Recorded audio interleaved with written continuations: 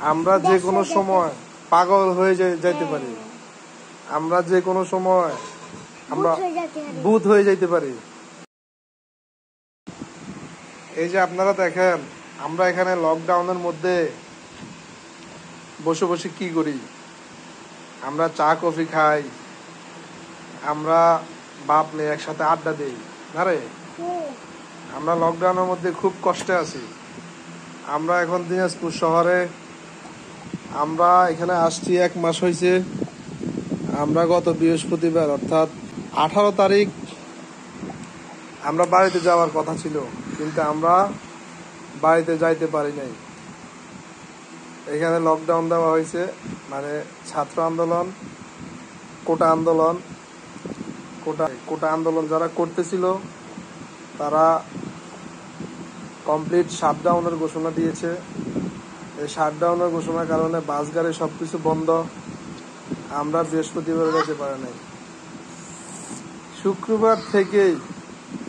শুক্রবার রাত্র থেকে সরকার 144 দ্বারা অর্থাৎ কারফিউ জারি করছে, যার কারণে আমরা এখন টোটালি বাড়িতে যাওয়ার কোনো নামগন্ধ নাই। আমরা এখন কি খেয়ে বাঁচবো, কি খাবো, কি নিয়ে বাঁচবো, আমরা কিভাবে চলবো আমরা নিজেরা জানি না। প্লিজ আমাদেরকে আপনারা কেউ উদ্ধার করেন এখান থেকে। আমরা এখানে একটা রুমের ভিতরে থাকতে থাকতে আমরা যে কোনো সময় পাগল হয়ে যাইতে পারি, আমরা যে কোনো সময় আমরা ভূত হয়ে যাইতে পারি। এখন আমরা কি করব আমরা বুঝতে পারতেছি না। এখন আপনারা আমাদেরকে এখান থেকে উদ্ধার করেন, এখান থেকে উদ্ধার করে আমাদেরকে বাড়িতে নিয়ে যান। আমাদের এখানে আর ভালো লাগতেছে না। আমরা এখানে, আমাদের খুব ভয় লাগে। আমরা এখানে বন্দি হয়ে আছি। আমাদেরকে আপনারা প্লিজ উদ্ধার করেন এখান থেকে। আমরা বাড়িতে যাইতে চাই। আমরা বাড়িতে যাই মরে গেলেও শান্তি নাকি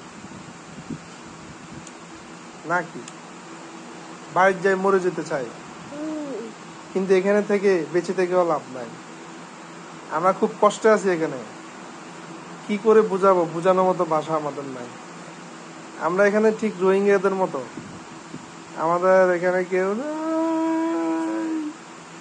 একটু কান্না করো, একটু কান্না করো, একটু কান্না করো। আমাদের এখানে কেউ নাই, আপনজন বলতে কেউ নাই।